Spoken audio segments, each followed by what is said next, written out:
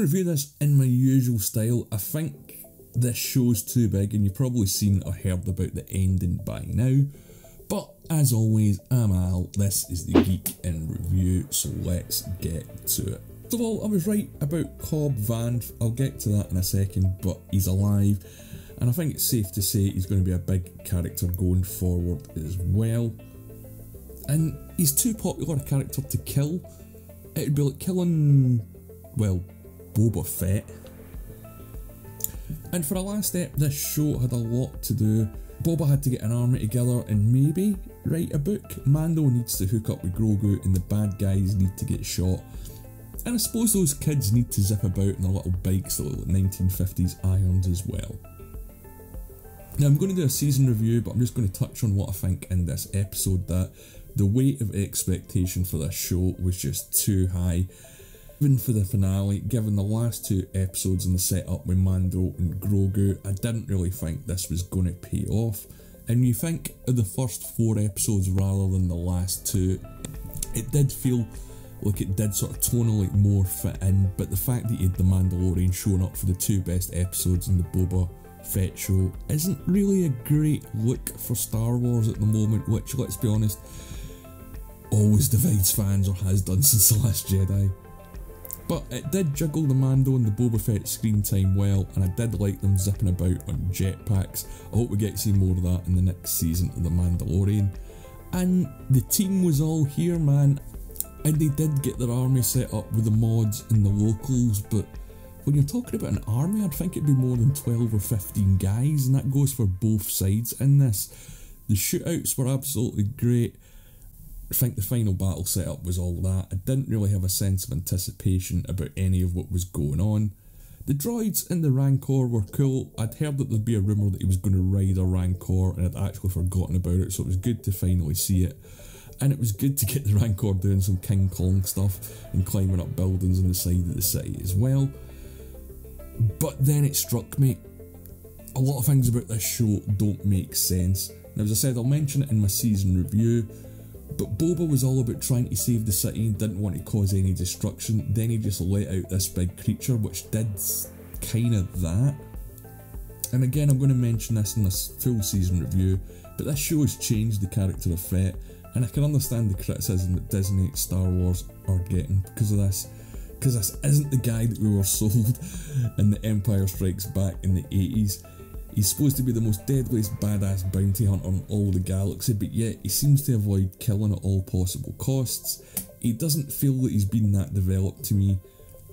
When the first episode, or the first couple of episodes started, we got the flashbacks with him as a kid on Kamino. I thought, great.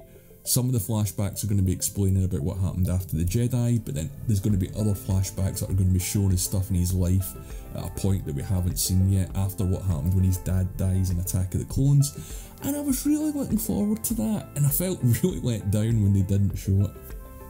But even near the end of this episode, when Cad Bane was calling him out, talking about Fett's reputation, he still wasn't living up to it. It seems like he was talking about two totally different people.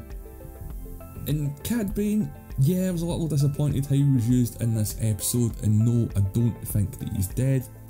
Him using the reveal about the Tuskens and the fact that it was the Syndicate that done it and framed the bikers didn't really have much effect on much of a landing for me. The showdown with him was pretty good, but I didn't like how Cad Bane showed up near the end of the battle. Where the hell was he before that? But the good thing about Cad Bane is, whenever he's on screen, he completely instantly changes the tone of the show into a western, and I think that's great. And I love how he just totally changes the entire vibe of a scene by being there. But the whole western standoff vibe, I don't know, it didn't really work for me in this episode. And even when the big battle was going on, it felt like a lot of the sort of, you know, extras that were in the army were just standing there shooting. If you have a look, you can pretty much clearly see it. While a lot of characters like Cad Bane and things were used well, the Gamorreans, who were set up to be great fighters in episode 1, got their ass kicked straight away. Black Chrysanthemum didn't really do much or deliver on the promise that he could have done. Maybe they're going to set him up for other things, I don't know. I don't think it's the last time we're going to see the big Wookiee bastard. And Grogu got a lot more screen time than I was expecting. I knew he was going to show up, but I didn't think he'd feature this much in the final episode. And I think the Grogu stuff in The Mandalorian interacting with Grogu in this episode really affected the pacing. I'm not the first person to say this, but I don't think Robert Rodriguez is particularly right for Star Wars. While he does action pretty well, sci-fi action, I don't think he's really got a solid handle on it. The only thing I can think of with Grogu is he was maybe a bit overused in this episode, but then again, when it comes to The Mandalorian Season 3, they might be setting him up to develop more powers or become more powerful. I do have a really good theory on that, and I'm going to do a Mandalorian Season 3 video as well, so make sure you subscribe so you don't miss it. One thing I did like about the finale of Boba Fett is it's done something that hasn't really happened in Star Wars for a while. It's not happened since, dare I say it, The Last Jedi, and that's that the fans are talking about Star Wars, and it's not all good and it's not all bad. Different people are liking and disliking different aspects of the show in the finale, and what they've done with characters and what they might set up in the future. It could all pay off, we don't know yet. We don't even know if Boba Fett is going to get a Season 2. I don't think it is, as I think this was just designed to be a one-off.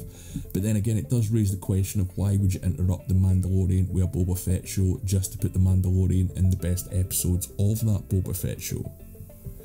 Maybe this show also works better in a binge watch. I'm going to go back and watch it all before I drop my season review just to see if the flow does, well, flow a little better, because some of these shows, you do appreciate them a little bit more when you're binge watching them rather than having to wait week to week.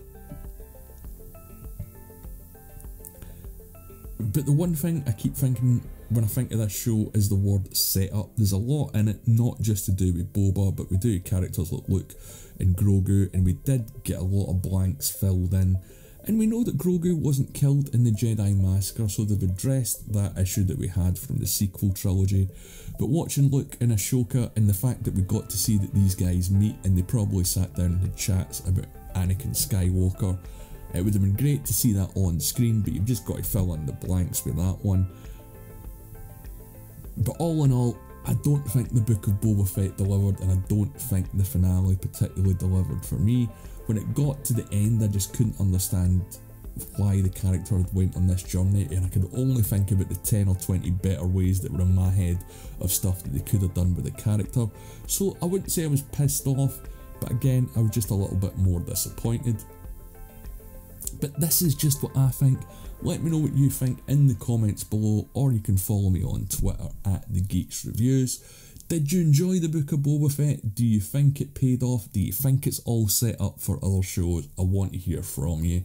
If you've made it this far, again, leave a like on the video, and as always, I'm Al. Thanks for watching.